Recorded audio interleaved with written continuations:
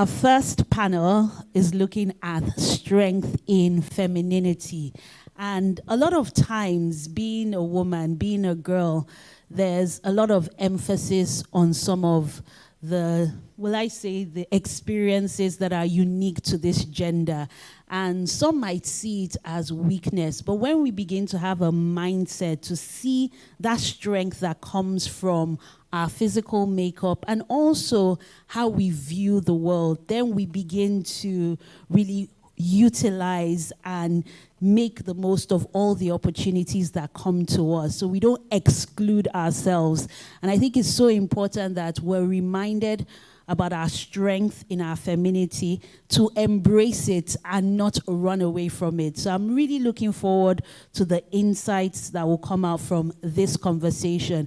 And what's really interesting and exciting is just the diversity on this panel. I know some of them before today, and I've also met the moderator, and they all come highly recommended. They know their onions. So when I do introduce them, I'd like you to make them feel extra special and really appreciate them. So I'll start off with the fitness entrepreneur in our midst.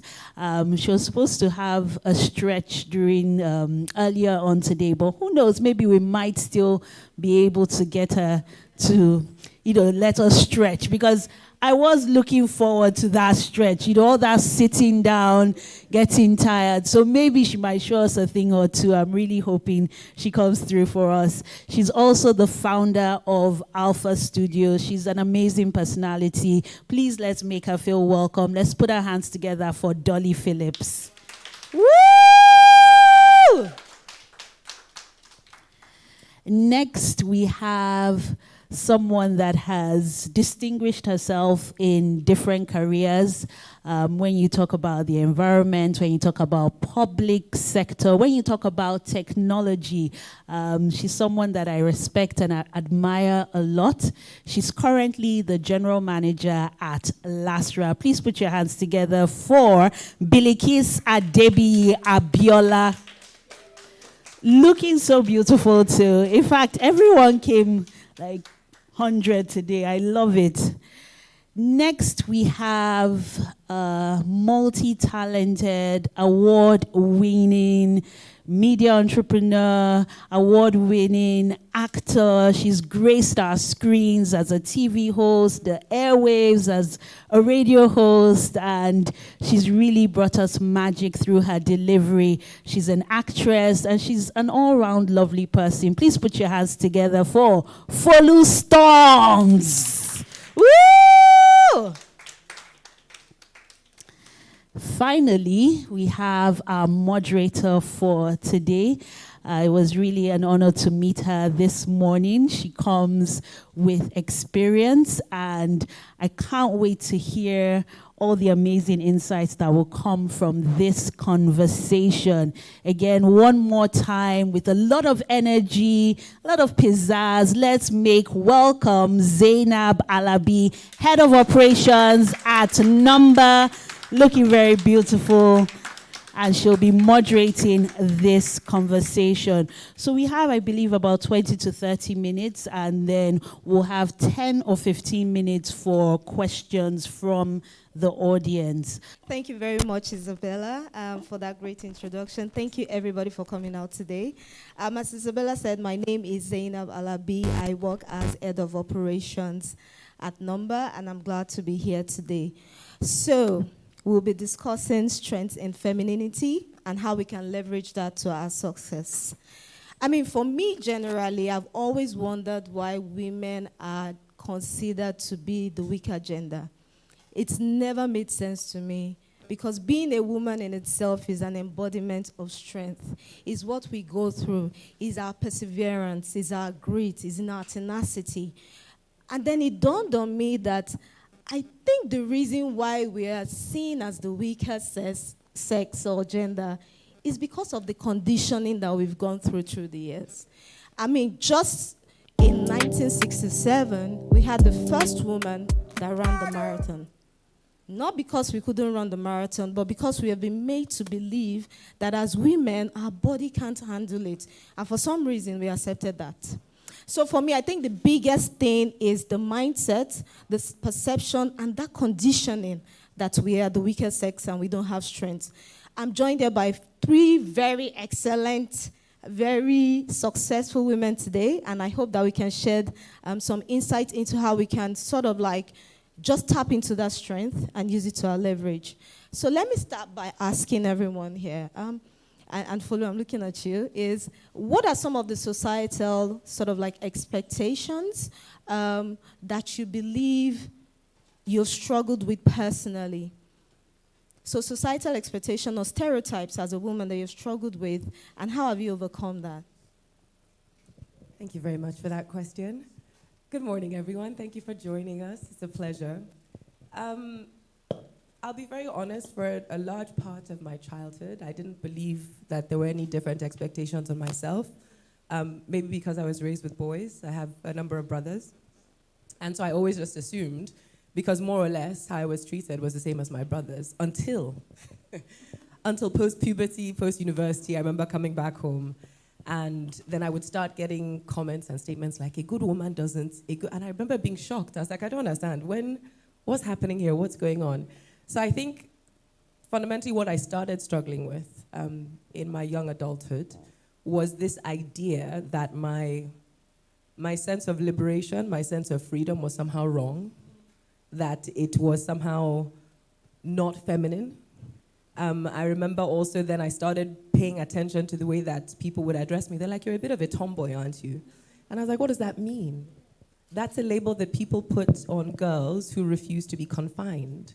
It's a label that we encourage other women to use. It's a label that we encourage our young boys to use on girls or women who honestly just enjoy living as individuals. And so it's something that I'm very conscious about when people say that. And I smile and I'm like, why do you use that term? What makes you think that it's okay to classify me in a specific way? What box do you want me to fit in that I'm not fitting in for you? And quite often it's not our fault. Again, it's conditioning, it's society.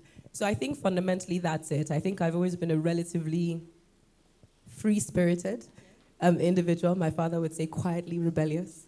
Love it.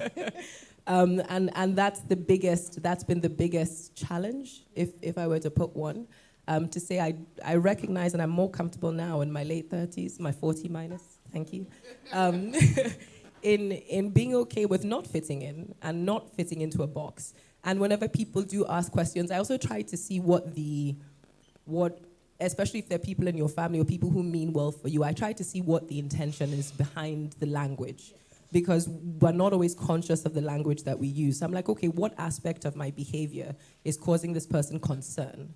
Where are they afraid that I won't thrive? Maybe they're afraid that people will see me differently, that I will be, there will be prejudice against me. And I try to consider that in my response and in how I move forward, because I'm not perfect. We're all learning. Nobody's been here before. And the older I get, the more I realize also my parents haven't been here before. My relatives haven't been here before. We're all winging it as we go along. So that would be the biggest restriction. We tend to try and put women, especially in boxes, and often those boxes don't fit us. Agreed. Bilikiss, same question for you. Yeah, I think I agree with everything that Folu said, and I would even go and say from my own perspective, as someone that started a company, I had to tap into my alpha female to be assertive, to be pushful, to be confrontational. And many people look at it as, are you a man? Are you trying to be a man? Because, as an alpha female, as someone that is a leader, there is a part of your personality that is very, very masculine. You are shouting on people if you have to. You are going down to the core of the issue. And it's not well received. People don't celebrate that side of women. And that's really the side that we have to tap into if we want to get results. I remember there was a time I took somebody around, we cyclers, and when the guy finished looking around, the first thing he said was, "You must be a stubborn woman." and I think he meant it as a compliment. So I'm like, so I must be a stubborn woman to work hard. So I think being a woman, being a successful woman, I think there is an aspect of you're trying to be a man. Are you a man? So I think that is an issue that we as society we have to celebrate women. In whatever package we come in, there shouldn't be a negative connotation to a woman that's trying to do her best, because it's not easy for us. We struggle with so much. We have to compartmentalize our lives. We have to sacrifice so many things. And for people to just keep on pushing and pushing, that's really tough. I think another one is, until recently, so I'm 40-something, so I know, early 40s, very, very, very early. Until recently, we've always tried to be, all of us have, I've always tried to be a good girl. I've been raised to be a good girl. I was the head girl in my school. I got all the A's. I did all of that, SATs, everything. And they were like, don't do this, don't do that, don't be wayward, don't be that.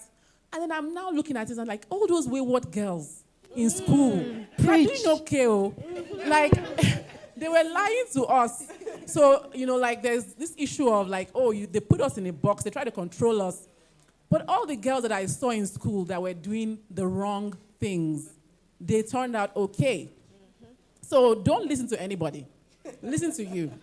Thank you. Thank you, Bilikiss. Dolly, we'd love to hear from you as well. Hi, everyone.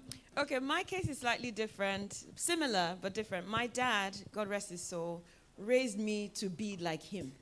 He is a bulldozer. He believes he can do anything, anyhow, whenever he wants to. Age, nothing was a barrier for him. And I feel, without him telling me that, I became like that. He was an engineer. Growing up, I just knew I was going to be an engineer. I knew. And I just followed him in how he moved with life. He wasn't scared. He was fearless. He did everything he wanted to do. Even when he went wrong, he admitted, this went wrong, and I owned that, and he moved on. And I feel that had a major impact on how I turned out. So I was called a tomboy. I was, very overweight for many years as well. And with that, I got into a lot of sports in school. And my parents really, really encouraged me with that. So I didn't feel at any point like I was different from the boys. I went to a girls' school as well, so there were no boys to compare myself to, or even feel, this is secondary school anyway, to feel anyhow. So I feel I was just raised as a man, and I didn't see any difference with being a woman or a man. It's society that tries to box women into, you should be the nurturing one, you should stay at home, you should look after your younger sisters, brothers, this, that, while the boys are doing, no. My dad made sure the boys, the girls, in fact, the girls in my family did way more than the boys did. He made sure that we had the biggest dreams. Even I remember when I wanted to start Alpha Fitness, and I found a nice, cozy, mall that I was going to start. And I was like, Dad, I want it to be, very bespoke. He said, why? Get a building, get grounds. I said, are you going to pay for it? I'm not like you, I will get there. But now let me just start where I can, build up. He had that mentality, and he raised us that way. So I never saw myself as any different from the man. They say women are the weaker sex just because strength-wise we can't match a man. But if we want to go by strategy, some people might say strategy is manipulation, is all the same thing. Agreed. Yeah. If you want to go by strategy and the strengths that we have as women, that, emotional intelligence that we naturally have, that intuition that we have. I'm not saying men don't have it, men in the house, hey. But we women, we were built that way naturally. Yeah. You get me? Those things. And then we live in a man's world where women are doing what men are doing as well. Then with those special giftings and talents and blessings that God gave us as being a woman, which, sorry, is not our fault, men. Men don't have them because we were built that way. We are incubators. There's a way in which women ruminate over things that men necessarily can't because that's not their makeup. So adding that to being in a man's world, doing what men do, come on. We're the strongest sex. We are. There's too much going on. So going back to what Zainab said, I didn't grow up feeling I was limited in any way. I grew up believing I could do absolutely anything any time, at any age that I wanted to do it. Perfect. Thank you so much, Dolly. And as you were talking, I was reminded of the fact that, I asked this question and I think to myself, what were those things that I struggled with growing up? And I think for me, it was the fact that women are not seen as natural leaders. So when you go into any situation, whether it's the workplace or even at home, you are expected to take the back seat. And without realizing it, it's been said over and over again over the years that you start to accept it. I'll give you an example. When I was in school, I'm quite an introvert, so you always see me with my books, right? And I was ahead of the class, way ahead of the class. And the lecturer said to me one day, Zainab, you do realize that you're a girl. Oh, yes, you do realize that you're a girl, and there are other boys in the class. You don't always have to lead. I'm thinking, okay, so I should intentionally fail so that I can caress the ego of the boys in the class. It made absolutely no sense. And I'm the kind of person that is triggered by that. Like, okay, is this what we are doing? Okay, let's go. And he even went as far as telling me that the next exam is going to make it very hard, just so that he can prove a point. And I told him, if you do that, you're only making it worse for the rest of the class. Because if I don't pass, you can imagine how the others are going to struggle. So for me, that was it. And is that ability to be assertive, is that ability to be able to do it even if you're afraid of it. And I think we have it. It's inherent in us because we face it in every aspect of our life. That need to constantly say, I am here.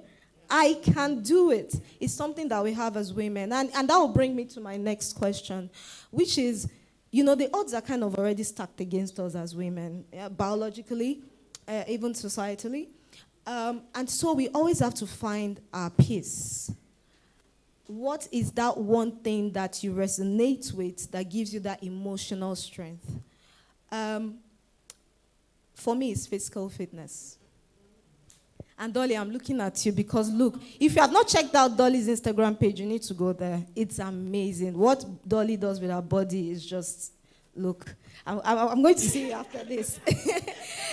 So I guess my next question is, and I think we're just getting to know the ladies, I think we share that in common, is that physical fitness, being able to say, I can test what is perceived as my limits.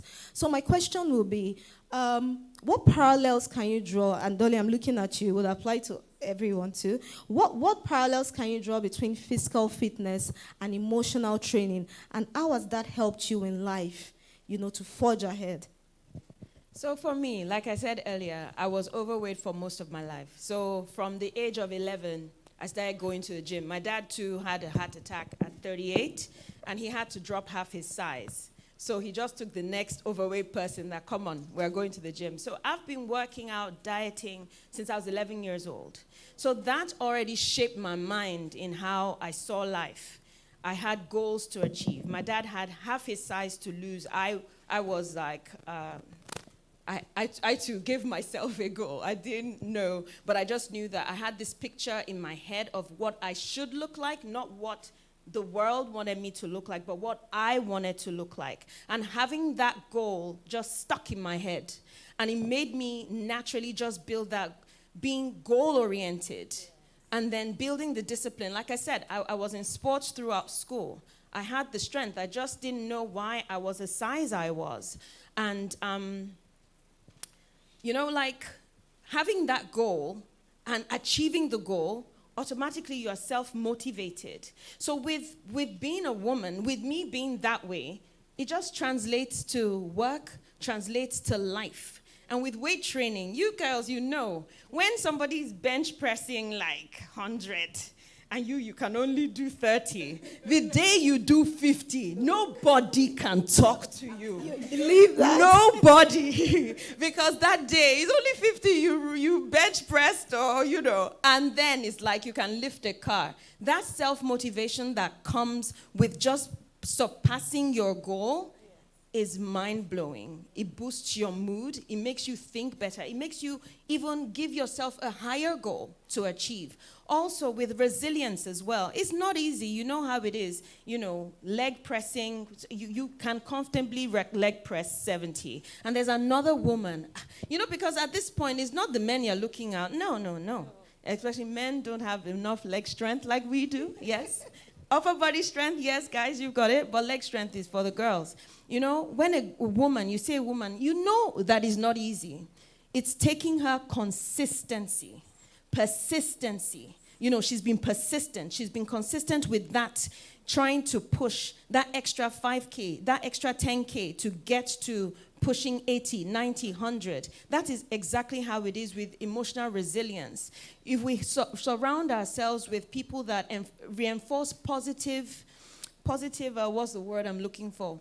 Positive life lessons, positive traits, things that we should do better. You know, I'm very big on my spirituality. So Proverbs and Psalms, I live by, to be honest, because, you know, I talk a lot, I know. And sometimes the Bible too tells you when you talk too much, you are a fool.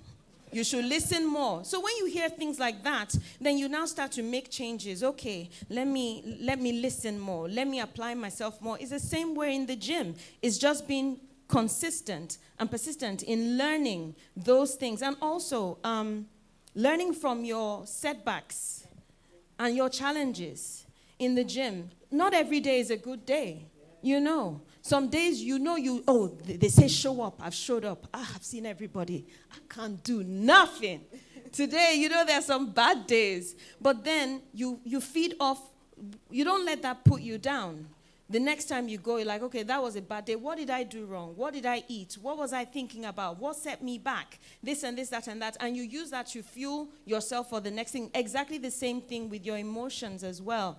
Look at how you behaved when you were in a situation when you were in your 30s, and then you can't behave the same way in your 40s. They say repeated behavior with a different expectation is madness. We can't live that way. So you live by, okay, how I've improved myself, how I've developed myself, how I've grown, what I've learned in the past, to then make better decisions, to then lift heavier weights, to eat right. Don't take your sugars first thing in the morning, you know, because it's going to give you a glucose spike, and the next thing you are craving sugars, then you're looking at the person that's drinking alcohol saying that they're an addict. You're a sugar addict. You understand? You learn. Yeah, you learn.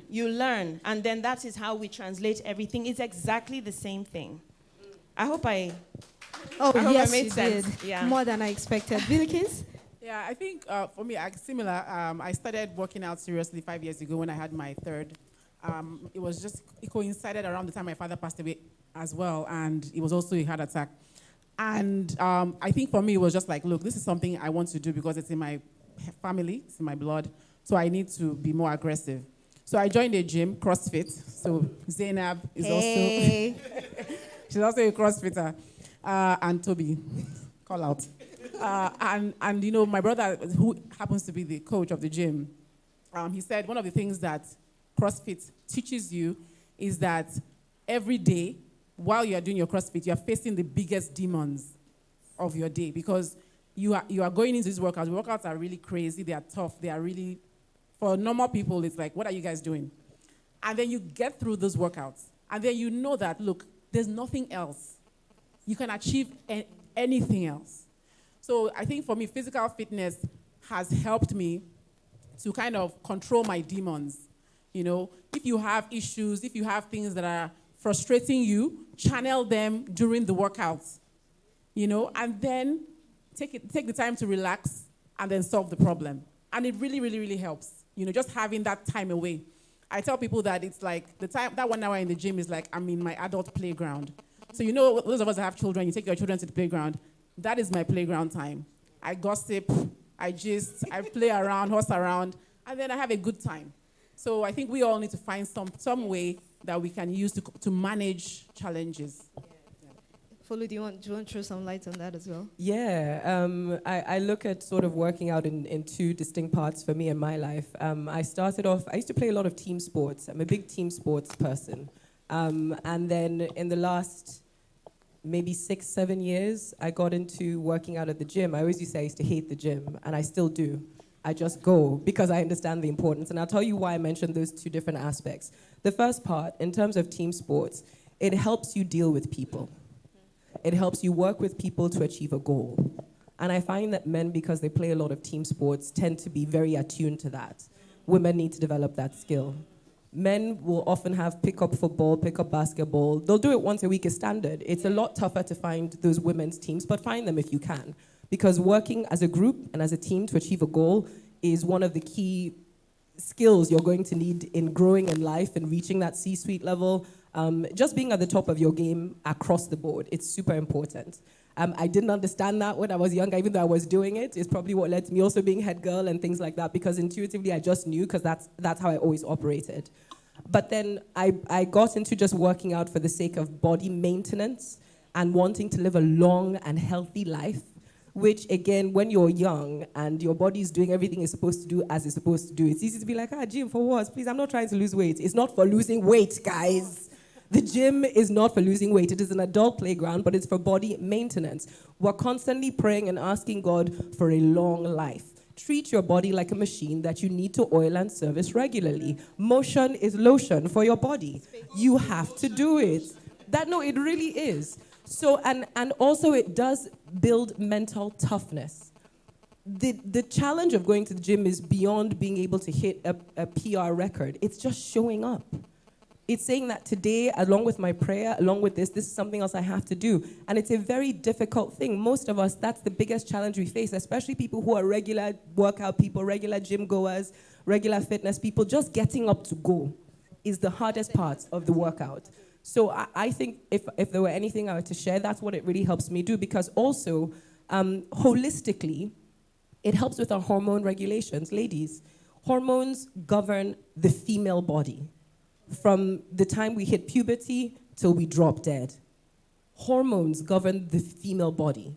So adding workouts or exercise or physical movement to your life will only help you in the long term. It will help with your luteal phase. It will help with when you're actually menstruating. It will help when you're hitting menopause. It will help.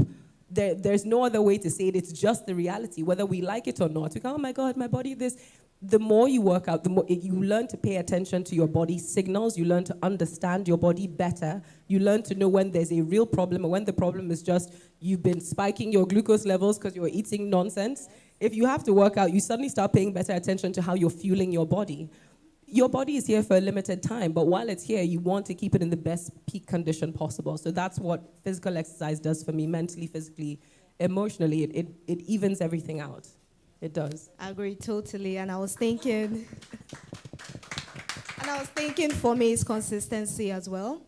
I mean, when you get to work out, you realize that Rome wasn't built in a day. I think that's the common mistake people make. I got into CrossFit not even knowing what that was really about. I just said, you know what, I wanted to get fit and I wanted to get stronger. But then you get there and you realize, I tell people that when I see people with six packs now, before it was for aesthetics, I'm like, wow. Now I look at them, I'm like, wow. This person must have put in a lot of work. You do fitness and you do CrossFit or any form of fitness exercise, and you realize that it actually takes time to get results. And the only way you're going to get that result is to be consistent. And I take that mentality into the workplace.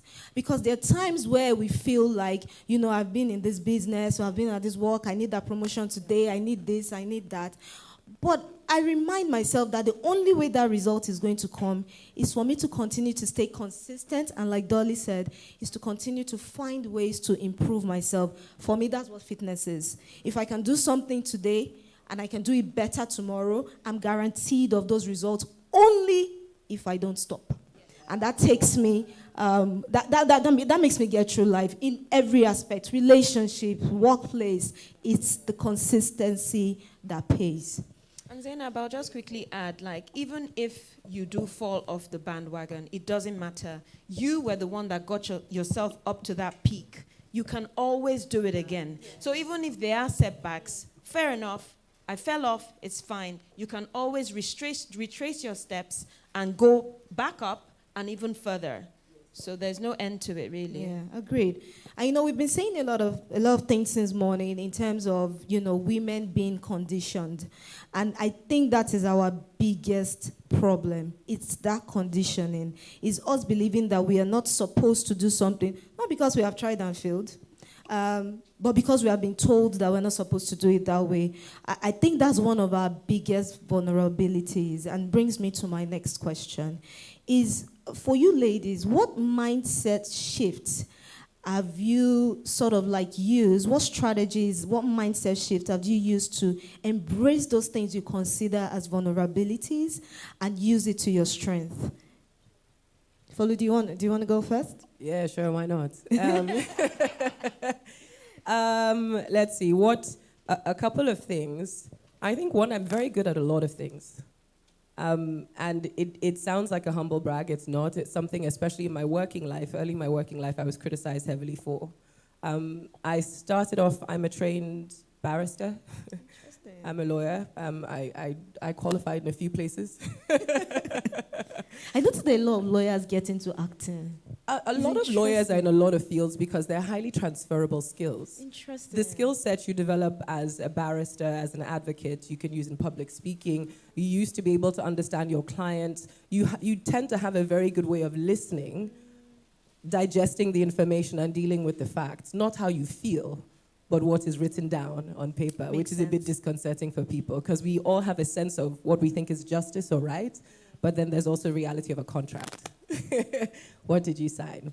And I mentioned that almost as a weakness because when I got into entertainment, which I did because I understood, for me inherently, the importance of projecting what I wanted to see in the world.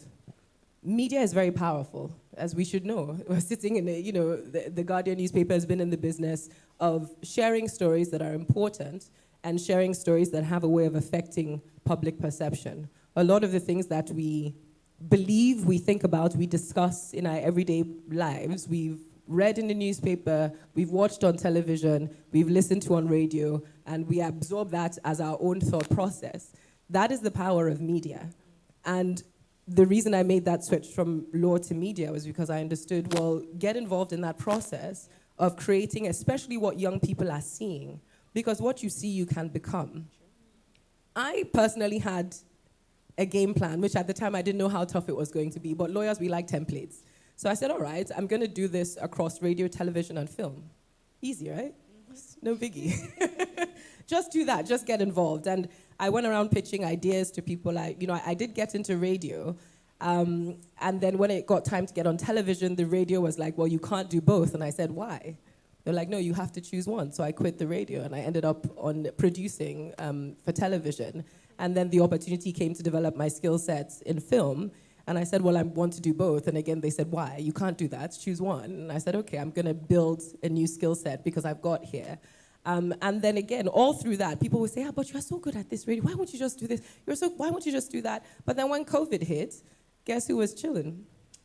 Because I had this skill set that allowed me to do multiple things in multiple places all at once. I was not a victim to just, because no longer were you able to go into offices. You could no longer, just have film things. I have a home-built studio. I do voice work at home, I can host things. There were so many options that became open to me because I was true to what I felt I had to do, which was to build these natural talents I have across these different forms of media. And now I just tell people, I'm like, well, what may seem like a lack of focus to you is actually completely focused to me. Because communication and media is just across different platforms. I happen to be gifted in a way that I can do it across multiple platforms. So I work at developing my skill across multiple platforms because it is useful in multiple occasions. The other thing as well is my natural empathy, which again, I know women are told often we're very emotional. You're too emotional. I don't think that's a problem. I think you just need to recognize that you have it.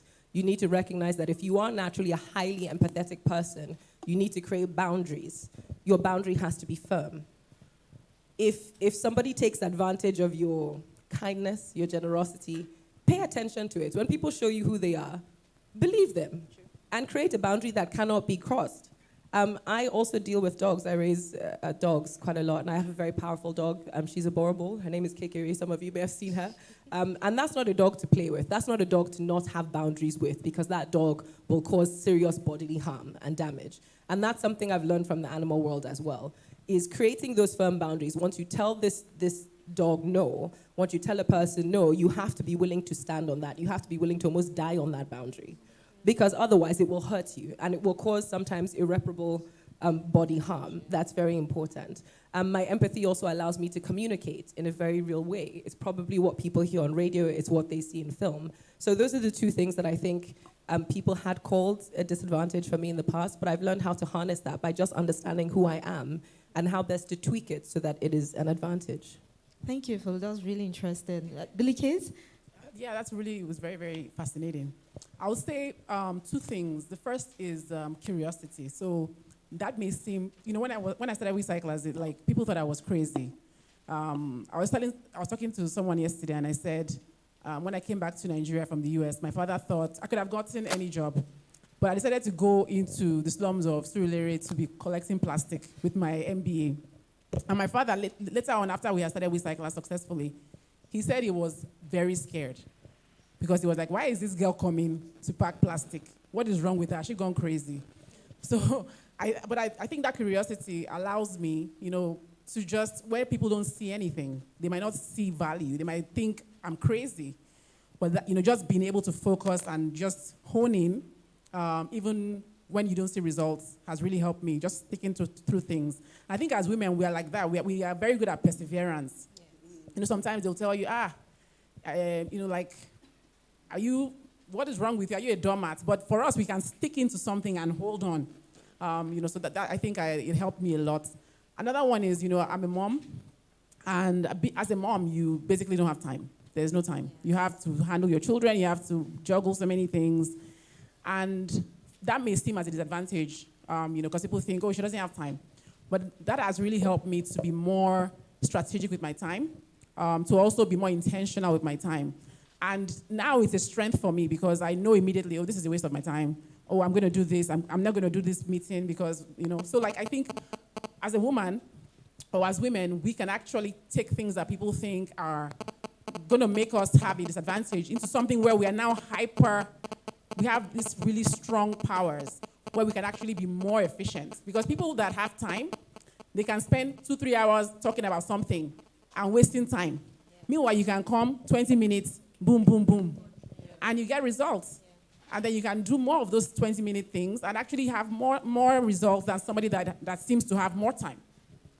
So, thank you very much, Bilikiss. Dolly, I'm going to ask you the same question.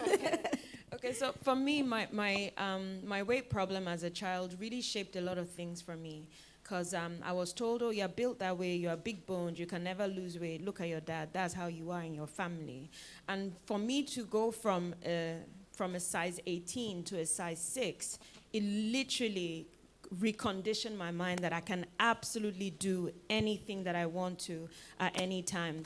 I was in a lot of sports in school, and I competed for my school, but my dad was very academic, so I wasn't one of those that they would say, okay, go into sports full time. And I always had it at the back of my mind that I would love to go to the Olympics. I would love to do stuff like that. And that wasn't a reality for me, right? Because my academics was more important to my parents. And then I've been training in karate since I was 13 years old. And I won 2 bronze medals for Nigeria last year, November, in a world championship.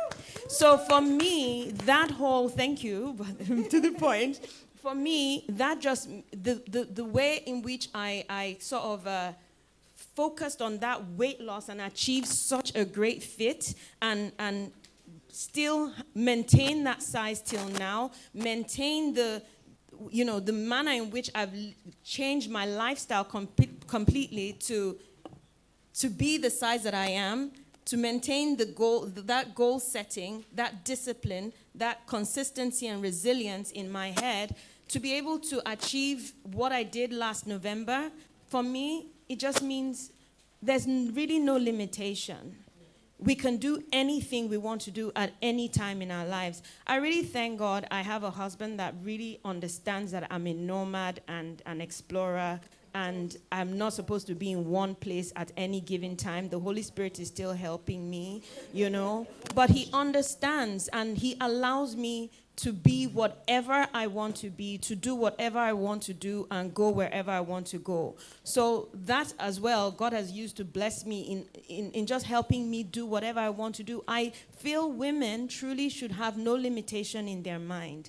What would a 44-year-old be doing in a world championship when all the other people there are 20s, 19, 17, and you get me, to get to that level. But it's because I didn't see my age or see the fact that I have children and I should be at home taking care of them. I just had a goal in my head and an aspiration, and I just focused on that. And then I just thank God that I've created systems around me that helps me achieve that. So a lot of women we speak to in my dojo, in Alpha Fitness Studios, we're trying to raise women, young girls, most especially. In karate, we don't see gender. We see everybody as a karateka. So we're raising the boys and girls to believe that, look, Nigeria is not a hindrance. Your age, your background is not a hindrance. What you have up here, the picture you have in your head and what you want to achieve is what you keep in your forefront. And God helping us, you will achieve it. Do everything you need to do to achieve that.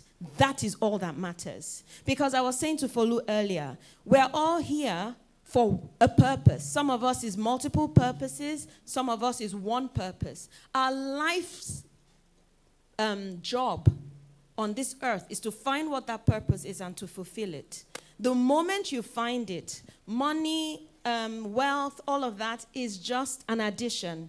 It's to support that purpose. So I encourage us all to find what it is that purpose is and live in it. And the stratosphere is just the beginning for us all. Thank you so much, Dolly. And I guess for me, and I'll always bring my experiences to the workplace, right? Because I have been working for almost 2 decades now. And so most of that learning has come from the workplace. And I was discussing with Bilikiss earlier, and I said, it took me to be a mother to realize this actually, is as women, I believe we are natural nurturers. And so, for some reason in the workplace, that is seen as a sign of weakness. You hear men saying things like, she's a woman, that's how she not call them, and this and that.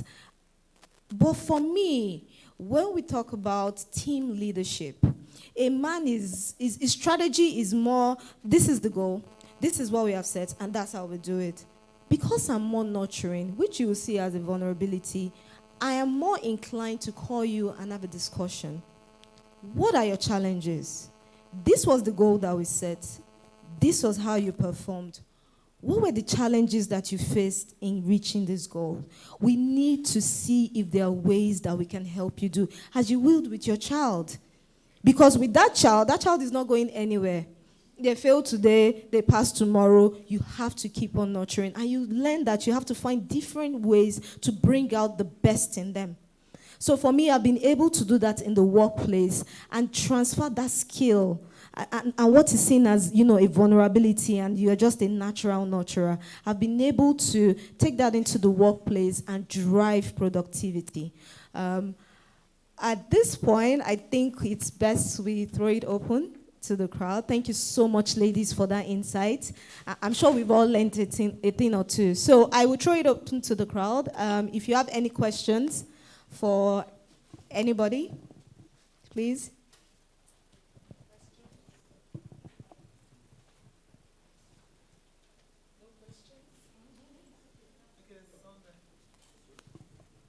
I have a question for you. My name is Ore. So I'm supposed to go to law school soon, and I would like to ask you how you were able to transition from being a barrister to an actress. Like, was it easy? Was it something that just happened, or what was your plan, and how did you implement it? Thank you for that question. Nothing in life is easy. I would have to first of all credit my father, much to his dismay, even though I quit his law firm, to follow what I felt was, what I now know was like a divine push in a certain direction. And I credit him because he really did encourage me to be a free thinker. And beyond that, to create a plan, and there sort of was. Hindsight is 2020, so it's easy to look back and be like, oh yeah, this was the plan. What I was doing whilst I was at law school and whilst I was at the law firm was I'd actually started a sort of a natural hair and skincare body line. And that was because I personally had made the decision to go back to being natural, and it was very unpopular and very uncool. In fact, it was so uncool that when I was going to law school with my natural throw out, we had a lovely lady in our house that was helping caution my mumsy to say, she looks crazy, don't let her go outside like that. So whilst I was at the firm and I found I no longer had a creative outlet, which is something I'd done again all through school, all through my young adult life, even my master's degree, I was still doing musicals at Bristol. And it was something I didn't understand how important it was in my life till it was no longer there. So at the firm, I started searching for how I could reincorporate some kind of creative expression into my regular life. I was introduced to the person who became my first friend in entertainment, Ibrahim Suleiman. And I was following Ibro around to be doing dancing. My father thought I was crazy. He thought I lost the plot. So when I realized that the two could no longer coexist, I said, all right, I've got this hair and skincare business to put money in my pocket and fuel in my car. Let me step back from the firm, focus on trying to develop this business and have a creative outlet, because I really was not getting the all-around fulfillment I needed from just my legal practice. Even though I've always loved law, I always will, it wasn't doing what I needed it to do for me at that time. But I knew that in going to explain to my father that I was quitting, that I would have to have some kind of plan, because I was not going to go begging with my hands out, like, give me money, no. So I did that. Then whilst I was building that business, I was like, I needed more money. I needed something with full-time pay, but part-time hours. And radio was what popped into my head, because I knew somebody that was working on radio. So I'd created what then eventually became The New Africa on Ndani TV, but I created the idea for a travel show. And again, my father was like, you are crazy. Who's going to give you money to be flying around Africa? But that was important to me, because the same way I decided to go natural, I knew that it was important for us as Black women, especially, to project who we are to the world. I understood that being in school and the unique way that I was raised in going back and forth between continents, I was an ambassador for who I am and where I'm from, because people say to me, oh, you're so unusual for Nigerians. How many have you met? Well, almost 200 million. How many do you know? Stop it. So again, media and the power of media and projecting. I went around pitching this idea to different stations. A lot of people turned me down flat out. But it was the program's director at the time for Inspiration FM, Shola Thompson, that said, come back on radio. I like the way you sound. Because he just tested me out randomly one day. He said, just come speak on air. The phone lines kept buzzing, and he said, come back tomorrow. I did not know that Shola did not go and talk to HR. I just started showing up every day for a month, and I was like, yo, where's my salary? That's how I got my first radio job, to be very honest with you. So I had created a template. I sort of had an idea and a general plan for how to self-sustain so that my family wouldn't be worried, because your family's concern fundamentally is your ability to sustain yourself, your ability to grow. They don't want you to starve. They don't want you to be dying, and it needs to kind of make some sense to them. And through the course of doing that, then other opportunities showed up. MTV showed up with the VJ search.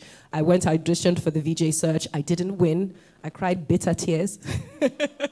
Probably got my first tattoo then to remind me that, you walk by faith, not by sight. And many years down the road, I sort of grew. They came back at the end of the day, and that's also part of how I got into fitness, because they thrust me in a fitness show that I thought it was punishment, but it ended up being for my benefit. So start where you are with what you have. Create some kind of a plan so that you can actually self-sustain, because it's not enough to just have a dream. You need to have money in your pocket, and then just kind of go from there. Thank you so much, Folu. Do we have any other questions from now? Someone is right there. One more question, I've been told.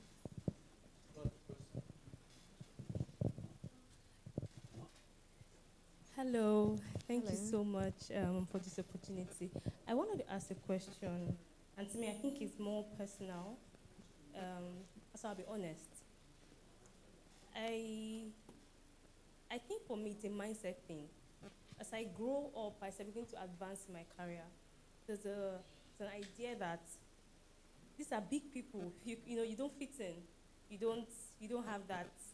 You don't have that background that they have. You don't have that whatever that they have. And to me, it's the whole aura. It's the whole, I'll say phonetics, it's the whole everything. And because you're in communications and in marketing, you're more, attuned to do that more than people who are, behind the scenes, people who are engineers. So for me, it's a, how do I get behind that mindset that tells me Imposter syndrome. That tells me I'm not okay to do this. And to me, it limits me because I know the capacity that I have. And even speaking like this, it's a whole lot of, I must say this, I must do this. But yeah, how do I go? I think it's a mindset thing, and I want to know. Because I see women, and I'm so happy to be part of an organization that allows me to meet, these women. But how do I get there? Because there's a drive, there's an energy, there's the ambition, but there's the mindset that limits me. So please, how do I get there? Thank you. Thank you so much. Can I just say you have answered your own question? Because you were talking and you said, me getting up and doing this is just a lot for me. That is exactly what you need to do. Look, let me break your bubble. We're all winging it. That's the honest truth. Some of us just have a better way of showing it than others do. And it brings me to imposter syndrome. Look, it's what we have been saying all through. Women have been conditioned to think they are the weaker sex. Think about it. It makes us comfortable to exhibit weakness. Men, on the other hand, have been told that no matter what they do in life, they have to be strong. So what you are saying as they have this and they have that, best believe it's not because they have it covered. It's because they've been told that they need to behave that way. Okay? So with imposter syndrome, and in my opinion, harness your strengths. Okay? Always do some form of self-evaluation. You don't have phone. Some people have phone. Please, what do you have that those phone people don't have? That's what you should be thinking about. You have to think inward. You have to say, I was talking earlier and I said, one of the things people consider as vulnerability is being nurturing. And let me tell you, to translate that in a work environment is very hard. But I just took on the fact that the only way to change that perception is for people to see it work. You need to do a self-evaluation. Focus on your strengths. Recognize your weaknesses. Work on it, but don't project it. Work on your strengths. And you see those strengths, you need to magnify it. So while they are speaking for me, and you already know that, okay, my own is not that much. Look, if your own strength is in making sure that every time we go out marketing, I'm the one that is always there on time, I'm the one that is making myself visible, play to your strengths while we work on those weaknesses. I don't know if anybody else? That's beautiful. Yeah, beautiful. Okay. I think at this point, we need to wrap up. I'd like to thank Dolly, Bilikiss, Folu. It's been a very enlightening session, and thank you all so much for joining. Please let's give our moderator, Zainab Alabi, and all our panelists a warm round of applause. We'll now like for the photographers to do their thing. We'll also like to invite the CEO of Guardian Nigeria, Toke Alex Ibru, as well as the Chief Strategy Officer Global for The Guardian, and the Guardian Woman Festival creator, Anita Ibru, to join the picture. So we'll have the group picture, and then we'll have Anita and Toke Alex Ibru join the group picture. Thank you so much for that conversation.